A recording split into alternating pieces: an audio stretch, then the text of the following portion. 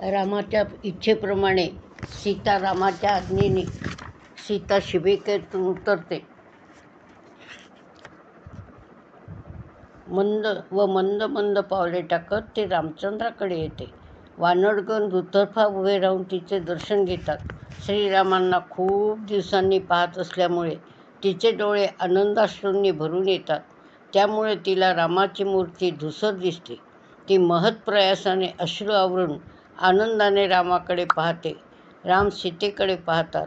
ती कृश झालेली त्यांच्या लक्षात येते. तिने किती हाल अपेष्टा भोगल्या याचा विचार येऊन ते दुःखी होतात. ती जवळ आल्यावर त्यांना पण आनंद होतो. त्यांचा चेहरा क्षणभरच आनंदित दिसतो. तो आनंद फक्त सीतेच्याच लक्षात येतो.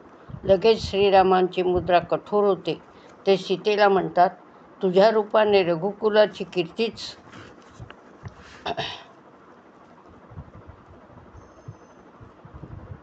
रावणाने चोरून नेली होती, ती मी परत आणली. तुला सोडवण्यामागे माझ्या मनात तुझ्याबद्दलची थोडीशी सुद्धा आसक्ती नव्हती. पण परपुरुषाचा स्पर्श झालेली तू, परक्या घरी राहिलेली तू, मी तुझा स्वीकार करू शकत नाही. तू लक्ष्मण, भरत, सुग्रीव अथवा विभीषण ह्या कुणाकडेही जाऊ शकतेस, अथवा तुला जिकडे जावेसे वाटेल तिकडे तू जा, पण मी तुझा स्वीकार करू शकत नाही. रामाचे एवढे कठोर बोलणे सीतेने प्रथमच ऐकलेले असते. तिला असह्य यातना होतात. हेची फळं काय ममतपाला हा विचार येऊन तिला भयंकर संताप येतो. तिला आपल्या कानात कोणीतरी तप्त रसोतोय असे वाटते. पण ती आपला संताप व दुःख दोन्हीवर ताबा मिळविते. परक्यांसमोर पतीला रागाने बोलले तर त्याचा अपमान होतो. म्हणून ती रामांना शांतपणे म्हणते, रामा, तुम्हाला मी पवित्र आहे याची पुरेपूर खात्री आहे. आजवर आपण जे सहजीवन घालविले त्यामुळे आपला परस्परांवर विश्वास आहे. पण तुम्ही केवळ लोक अपवादाला घाबरत आहात व माझ्यावर आरोप करीत आहात. मी आजवर तुम्हाला अलौकिक, असामान्य समजत आले आहे. पण आज तुम्ही जे बोललात ते एखाद्या सामान्य पुरुषाने आपल्या पत्नीला बोलावे तसे आहे. राम सीते वाचून राहू शकतो, पण सीता रामाशिवाय राहू शकणार नाही. एवढून बोलून ती लक्ष्मणाकडे वळते व म्हणते, माझ्यासाठी चिता तयार करा. मी हा देह अग्नीला अर्पण करणार आहे. लक्ष्मण श्रीरामाचे मन वळवावे म्हणून त्यांच्याकडे पाहतो. रामाचा चेहरा इतका कठोर व निश्चयी असतो की लक्ष्मणाची खात्री पटते की प्रत्यक्ष ब्रह्मदेव जरी आला तरी रामाची समजूत घालू शकणार नाही. नाईलाजाने व दुःखित अंतःकरणाने लक्ष्मण चिता तयार करते. सीता चितेजवळ येऊन लक्ष्मणाने अग्नी प्रज्वलित केल्यावर म्हणते, मी शरीराने व मनाने सुद्धा पवित्र असेल. माझ्या मनात रामाशिवाय दुसऱ्या कुठल्याही पुरुषाचा विचारसुद्धा आला नसेल तर हे अग्निदेवते माझे रक्षण कर, असे म्हणून ती चितेत उडी घेते. अग्निदेव स्वतः प्रगट होऊन सीतेचे रक्षण करतात. सर्व देव ऋषी सीतेचा स्वीकार करण्यास रामाला सांगतात. श्रीराम आनंदित होतात. नंतर राम लक्ष्मणाला म्हणतात, अपि स्वर्णमयी लंका न मे लक्ष्मण रोचते, जननी जन्मभूमीश्च स्वर्गादपि गरीयसी. ते विभीषणाला सांगतात की लवकरात लवकर अयोध्येला पोहोचू असे वाहन दे. विभीषण त्यांना पुष्पक विमान देतो. काही रामायणात असे आहे की मुक्ततेचा आनंद झाल्यामुळे देव रामाला वर मागण्यास सांगतात. राम स्वतःसाठी काही न मागता सर्व वानरांना जीवनदान मागतात. श्रीराम अयोध्येला निघाल्यावर विभीषण, सुग्रीव, हनुमंत सर्वच त्याच्याबरोबर जाण्याची इच्छा प्रदर्शित करतात. त्यांना राज्याभिषेकाचा सोहळा पाहावयाचा असतो. राम सर्वांना अनुमती देतात. इतके जण त्यात बसू शकतात म्हणजे विमान जम्बो असावेच. श्रीराम व सीता जवळजवळ बसतात. विमानातून जाताना श्रीराम सीतेला प्रत्येक स्थळ दाखवून कुठे काय घडले ते सांगतात. बाळशास्त्री हरदास आणि इतरही काही लेखक म्हणतात की प्रवासातील काळच राम व सीता यांच्या आयुष्यातील सर्वात सुखाचा काळ होता. वनातून परतताना एक दिवस थांबेन असे श्रीरामाने भरद्वाज ऋषींना आश्वासन दिलेले असते. त्याप्रमाणे ते सर्व भरद्वाजांच्या आश्रमात थांबतात. जेव्हापासून श्रीरामांचा संबंध हनुमंताशी आला तेव्हापासून त्याच्या बुद्धिमान, शौर्य, चातुर्य, कर्तव्यपरायणता याचा अनुभव आलेला असतो. त्यामुळेच जोखमीचे व चातुर्याचे काम करण्यास त्याच्या इतका धूर्त व लायक कुणीच नाही याची रामांना खात्री असते. ते त्याला जवळ बोलावून एक जबाबदारी त्याच्यावर सोपवतात. ते हनुमंताला सांगतात.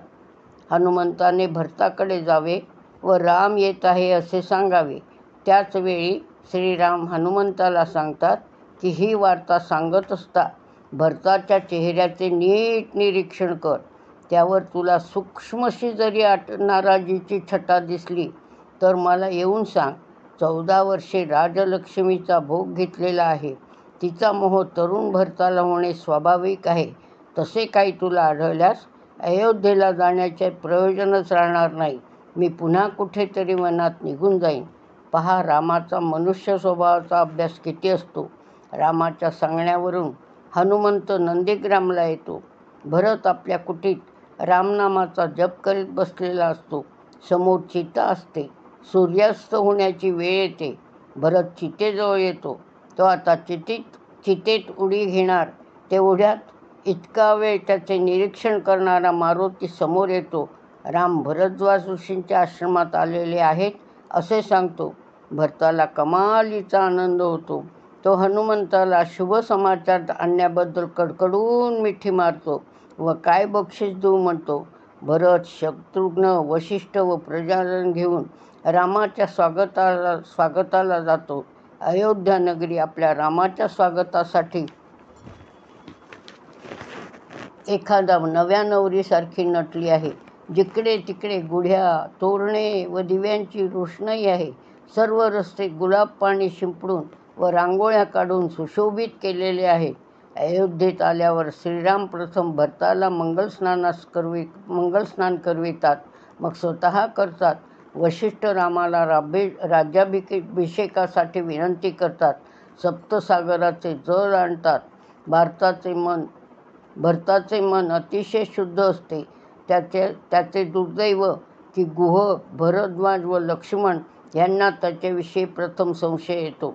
भरत मोठा झाल्यानंतर आजवळी राहिल्याने त्याच्या स्वभावाची कुणालाच कल्पना नसते. फक्त राम व वशिष्ठ ऋषीच भरताला जाणत असतात. असा हा भरत रामाच्या पादुका आपल्या मस्तकावर घेऊन रामाजवळ येतो. रामाला आपली ठेव सांभाळण्यास सांगतो. तो सांगतो की खजिना 10 पट वाढला आहे. अनेक घोटाळे करून जनतेच्या पैशाने परदेशात काळा पैसा ठेवणाऱ्यांनी हे भरत चरित्र वाचले तरी नसावे किंवा वाचवून भरतालाच मूर्ख ठरवीत असतील ते. रामाच्या राज्याभिषेकाचा सोहळा चालू असतो. सर्वजण आनंद लुटत असतात. पण हनुमंत मात्र भिरभिरच्या नजरेने काहीतरी सर्वदूर शोधत असतात. त्यांची शोधाशोध पाहून श्रीराम त्याला काय शोधतोस म्हणून विचारतात. हनुमंत म्हणतो, भरत कुठे दिसत नाही. नंतर त्याच्या लक्षात येते की भरत रामाच्या सिंहासनामागे उभा असून त्याने रामावर छत्र धरले आहे. श्रीराम हनुमंताला सांगतात की भरताला तेथेच राहू दे. समोर येण्याचा आग्रह करू नकोस. माझ्या राज्यावर त्याचे छत्र असणे जरुरीचे आहे. रामाचे राज्य आदर्श राज्य होते. त्याचे हेर खाते उत्तम होते. त्याचा एक भद्र नावाचा मित्र होता.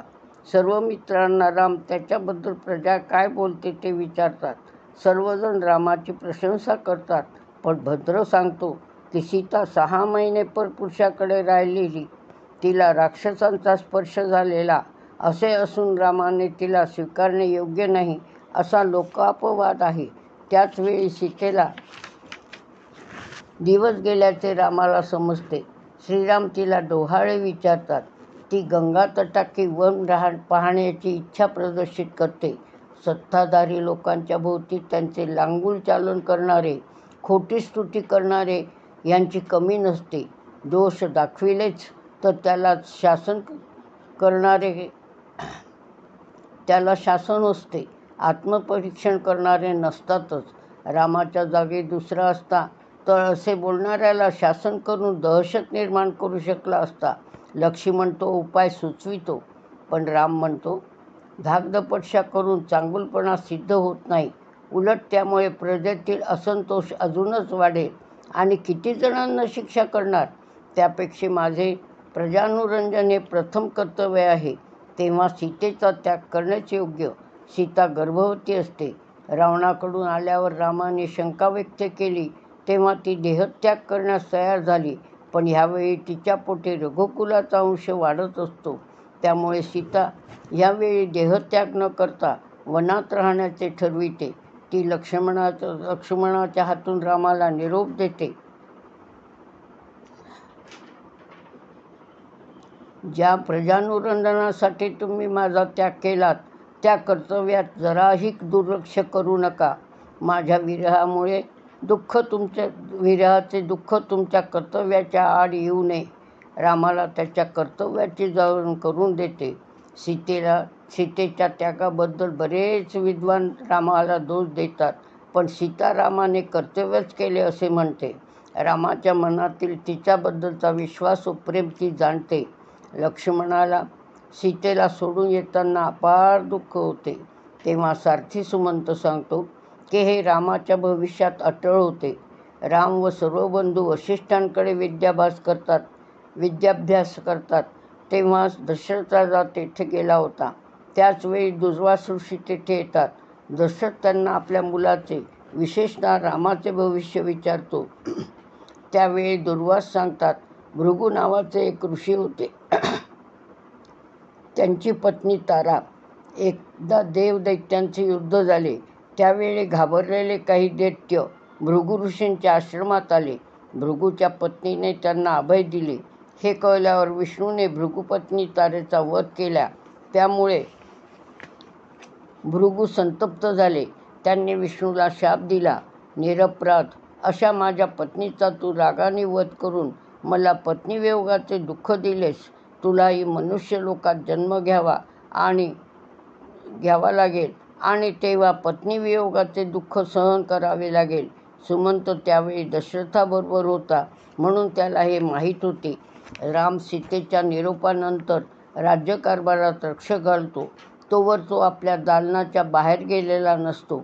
पण सीतात्यागाच्या दिवसापासून तो कधी राजशय्येवर झोपला नाही. एकभुक्त राहतो. दुसरे लग्न करीत नाही. तो स्वतः व्रतस्थ राहतो. वाल्मिकी ऋषींच्या सांगण्यावरून लवकुश रामाच्या दरबारात रामायणाचे गायन करतात. स्वतःच्या जीवनाचा चित्रपटच जणू त्यांच्यासमोर उलगडतो. प्रत्यक्षापेक्षाही त्यांची प्रतिमा उत्कटतेने रामासमोर येते.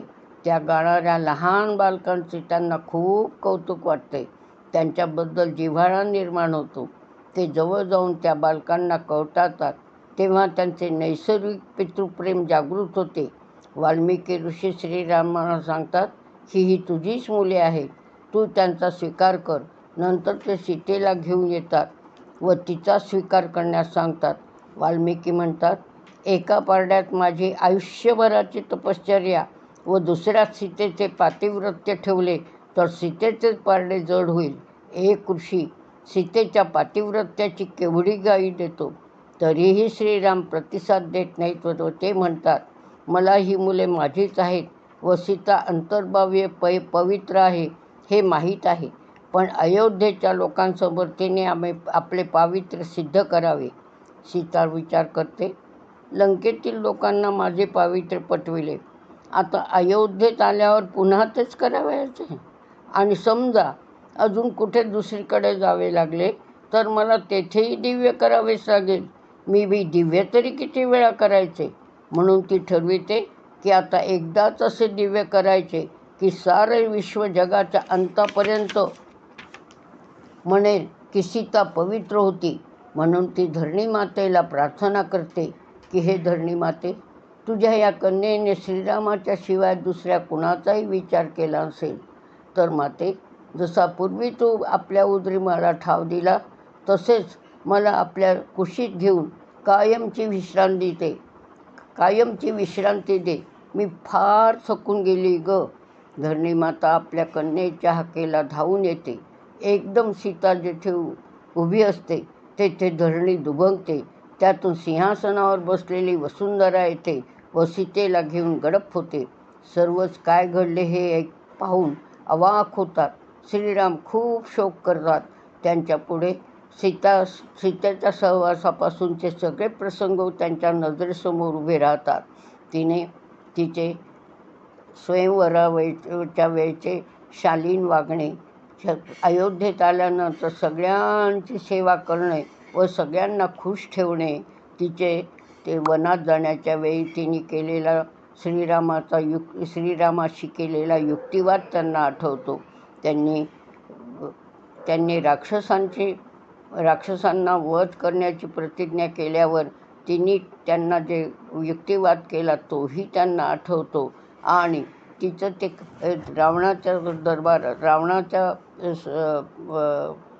रावणाने पळवून नेल्यानंतरचे तिचे प्रसंगावधान, तिने टाकलेले दागिने ते आठवतात. नंतर त्यांना तिने किती हालअपेष्टा भोगल्या. तिने एकवस्त्रावर राहिली. तिला खायला जेव्हा केव्हा ती फळं आणून देईल तेव्हाच ती खात होती, बाकी काही खात नव्हती. ती किती रोड झाली होती, ती तेजोहीन झाली होती, हे सगळं रामाला आठवतं. आणि मग रामानं तेही आठवतं की वाल्मिकीच्या आश्रमात तिने 2 मुलांना जन्म देऊन आणि त्यांना आपल्या कुळाचाराप्रमाणे चांगले शिक्षण देऊन त्यांना वाढवले. किती कठीण परिस्थितीतून ती गेली आणि आज ती आपल्याला मिळाली असताना आज तिने आपलं पावित्र्य अशा तऱ्हेने केलं हे पाहून त्यांना अत्यंत वाईट वाटत असतं. धरणी माता आपल्या कन्येच्या हाकेला धावून येते. एकदम सर्वच काय घडले ते पाहून श्रीराम खूप शोक करतात. जिच्यामुळे रामाला रावणाचा वध करण्याची प्रेरणा मिळाली ती रामाची दिव्य शक्तीच, ती सीताच अंतर्धान पावली. ती सीताच ते एक स्वर्गीय पुष्प होते. त्या श्रीरामाची सगळी शक्ती तिच्याबरोबर नाहीशी झालेली असते. सीता कांत स्मरण. जय जय राम, जय जय रघुवीर समर्थ.